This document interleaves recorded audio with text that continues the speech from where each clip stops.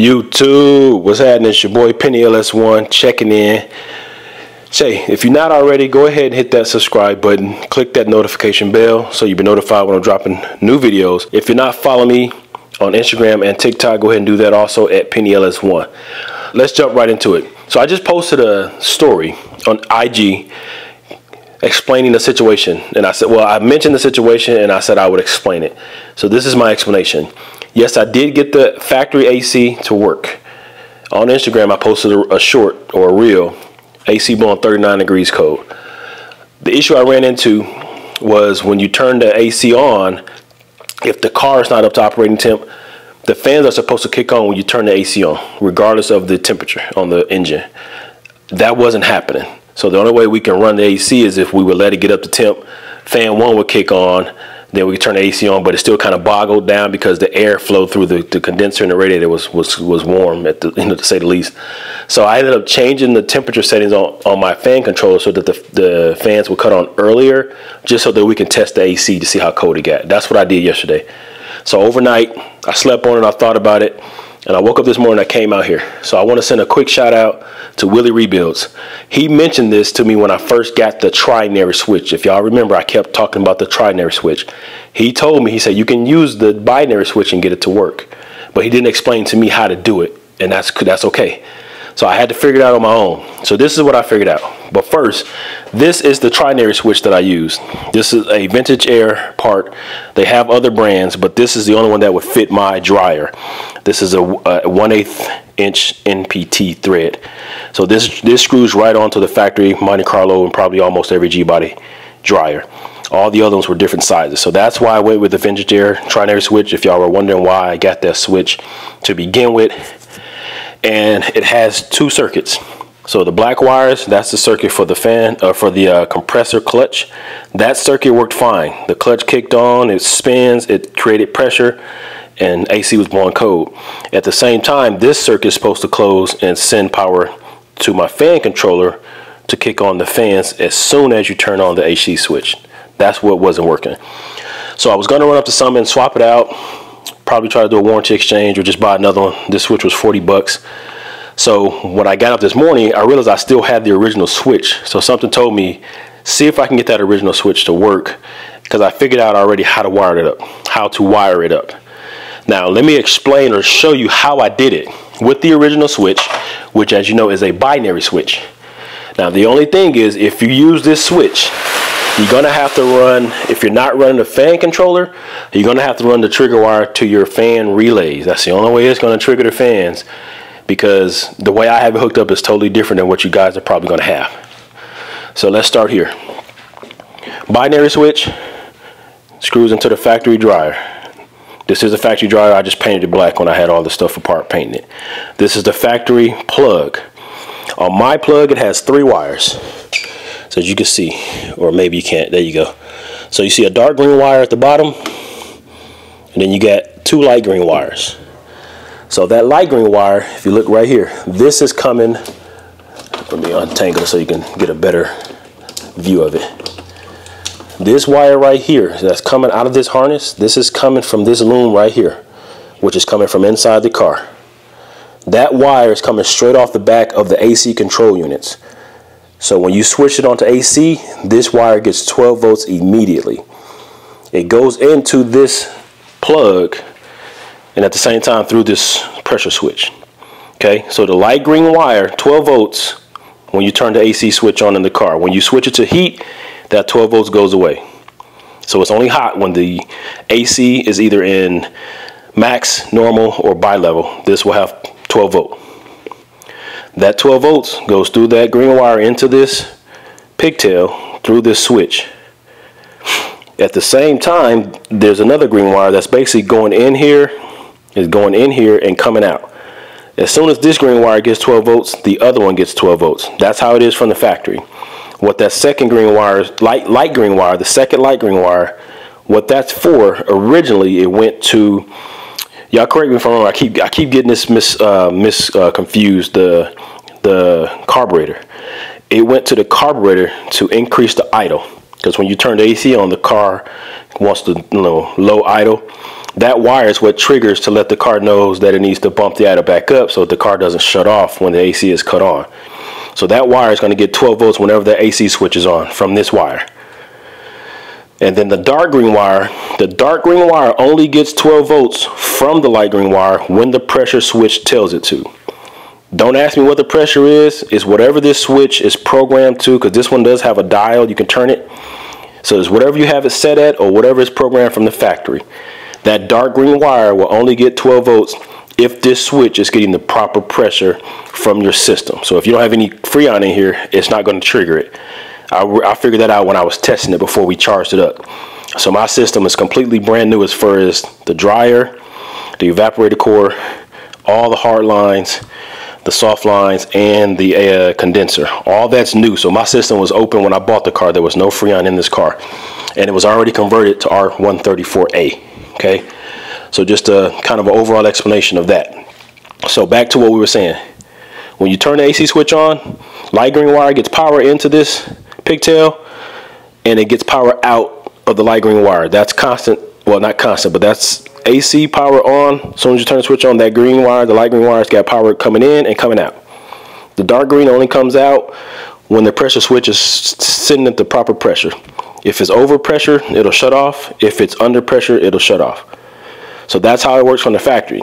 So in order to get mine to work the way I have it set up, having electric fans, the light green wire that comes out with 12 volts with the AC and switch in AC position on, max, normal, or bi-level, I ran this light green wire inside the car to my fan controller.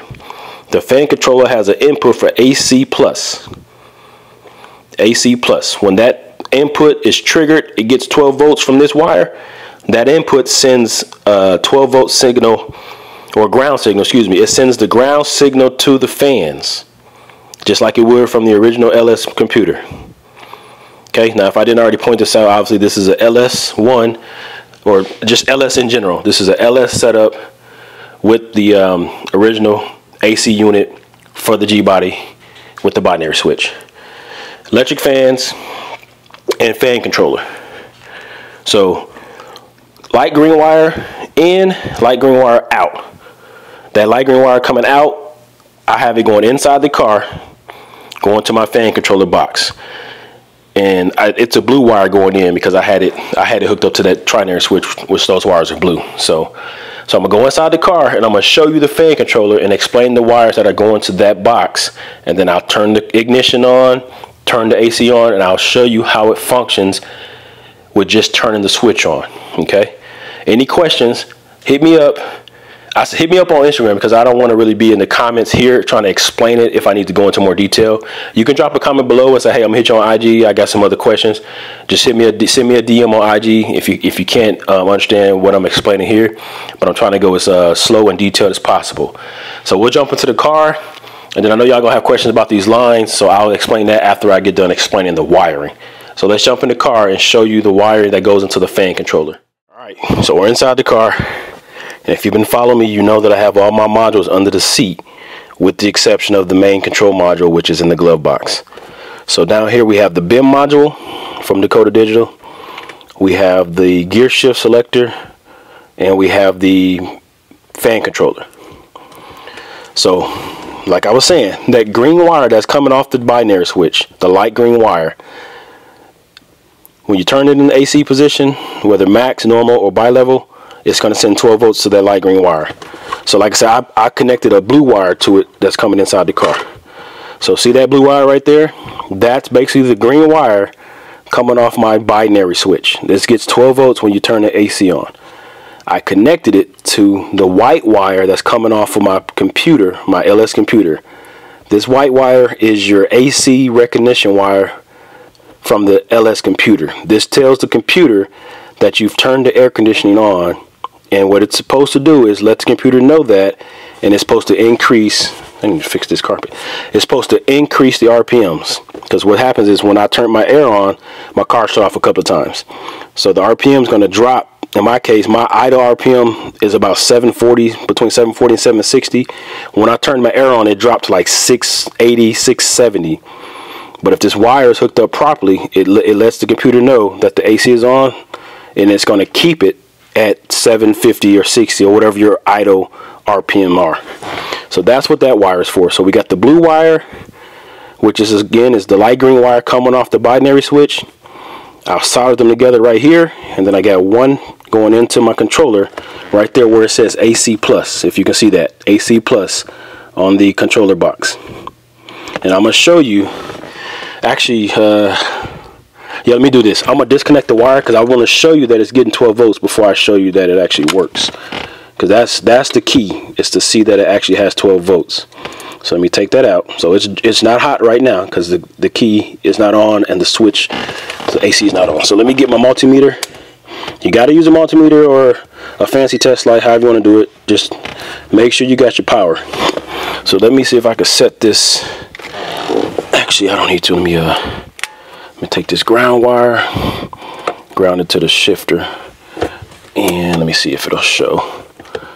Because on, I think this one of these has a constant battery. This one has a constant battery. So let me see if this will show. Okay, so if you see that right there, so this is constant battery coming off the box. Okay, so now if I go to this wire right here, there shouldn't be any power on this wire right now. If I can get it right. So nothing, right? Sorry about the glare. There you go. So no power. Now watch when I turn the key on. So ignition is on. So with ignition on, it still should not have power. If I'm wrong, I'm wrong. No power. See, it's touching. No power. Now I'm gonna turn this on to. You heard that click? That's the compressor. So at the same time, the fan is actually blowing through the vent. This wire should have 12 volts. Well, it's getting 10 volts for some reason.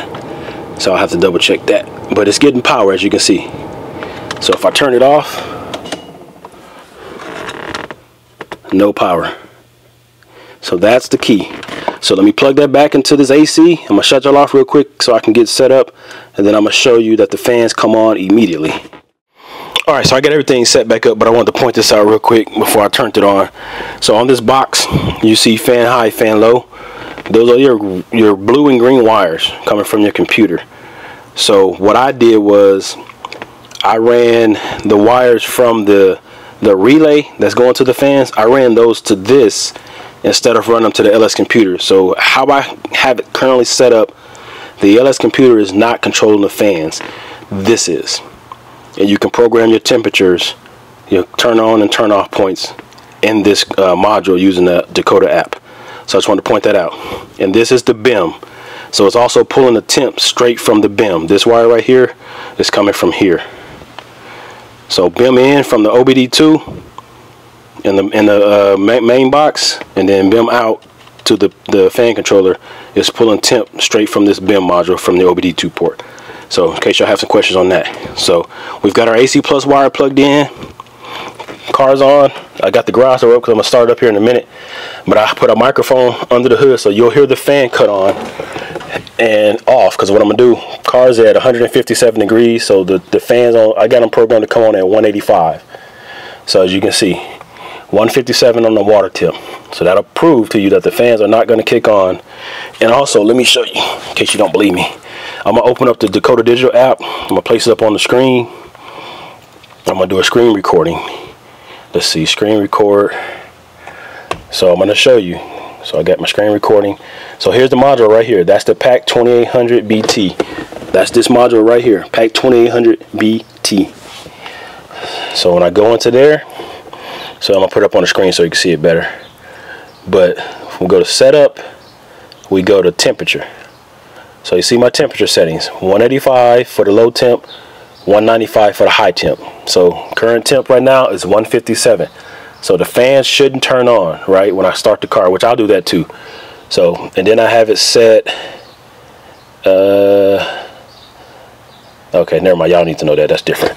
So let me, first thing I'm gonna do right now, I'm just gonna turn this, the fan is already on medium. We'll leave it on medium high or whatever.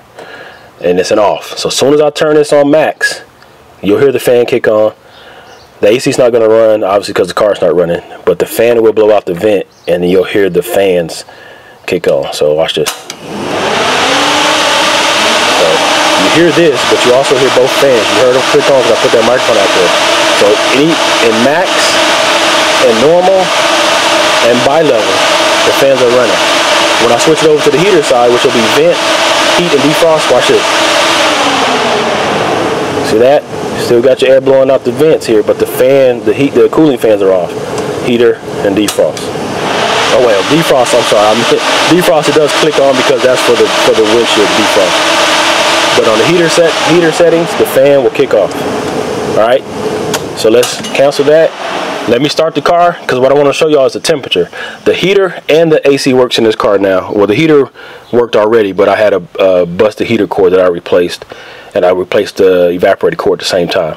So let's go ahead and start the car. It's at 155 still, so the fans they're not going to kick on when I crank the car. So let's see if it'll start without me priming it a couple times. Okay, should start up right away now. So I'm gonna try to talk where y'all can hear me. So we're still at 157. The fans are not on. We're at 84 degrees ambient temperature. I'm gonna turn it on heat, just so y'all can see it heat up. So watch this. And then I'm gonna turn it on air so y'all can see it cool down. So 84 degrees. Watch this. Oh, put on. We'll do that. We'll put it on vent. That's what comes up there. Okay. Yep. Okay, so you see it. You see the temperature going up? So that's the heater. That's hot too. 90 degrees. So the heater does work. Just wanted to show that. So what I'm gonna do now, I'm gonna change it to AC. I'm gonna put it on cold, and then I'm gonna bump this over to normal. Watch this. So close that to cold. Put it on normal. The fans kicked on. Watch that temperature start dropping. See it? I put it on max. It actually blows colder on normal, at least what I was testing yesterday. But you'll see the temperature steady dropping. So let me let that drop, and I'll put that back on when it gets down to in the 40s. Alright, we're in the 60s. We're at 61. AC's blowing. You see the engine temp did get up the temp real quick, so the fans are going to stay on regardless. Look at my RPM. It's still at 740 with the air on max AC. We're at 58 degrees, 57. Steady dropping. Put that back on in a minute.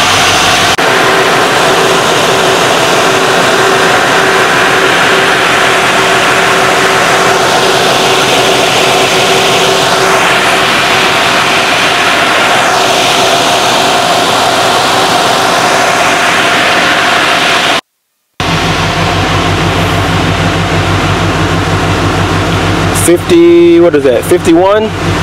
Something else I wanted to check is when I put it in gear, see if the RPM stay high enough, or if the car will die, because that's what it was doing yesterday. So let's go put it in reverse. Okay, y'all didn't see that, but let me put it back. It dropped to like 530, but then it caught back up. So watch this. I'm in park, go reverse. You see that? It dropped to like 550, but see how it come back up? So let's go neutral. Of course, it's gonna go back up. Overdrive. You see that? It's dropping, but then it's maintaining. So I think I got the AC recognition wire hooked up properly for the computer to maintain the idle. So let's put it back in park. Look at our temp. We're at 48. So it's steady going down, and I've actually got it. I have it on max AC, but I have the fan on medium high. It tends to get colder. It'll blow harder on high, but it tends to blow colder on medium high. So 47. Something else I wanted to point out that's going to help your AC temp stay low. I have my vacuum canister hooked up, but I also have the heater control valve. So when the AC is on, I'm gonna go in close, and I'm gonna point at the heater control valve being engaged, and what it's doing is shutting off coolant from cycling through the heater core because that air blows through the same channel. So if there's coolant still circulating, hot coolant still circulating through the heater core, it's going to have an ambient heat blowing through with the AC as well. So let me come in close and I'm going to point at the heater control valve.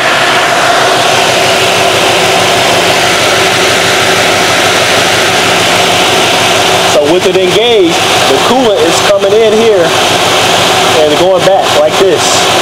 It's not coming up here going through the heater core. The hoses are still hot because the coolant is in there.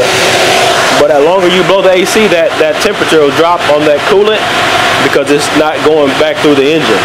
That's what the heater control valve is for. I know some guys will give me, you know, kind of giving me, I don't even know what to say.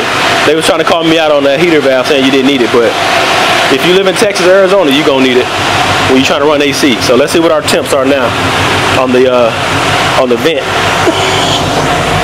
Damn, it went back up. I think I turned it up. So we're at 55. I'm not sure what it was on the last clip, but let's see. Okay, so I had put it on normal, and the temperatures climbed up. So as you can see, it dropped right back down. So now we're going back down 54. I think because we were at 51 on that last clip. So 53. So I'm trying to show y'all that it does get down to 34. It may take some time. I'm just idling and not driving. It'll probably be better if I was driving the car. 52. See, it dropped down real quick. So I'll cut that back on when it's in the low 40s, getting ready to click over to 39. 52. So we're back at 51 pretty much. There we go.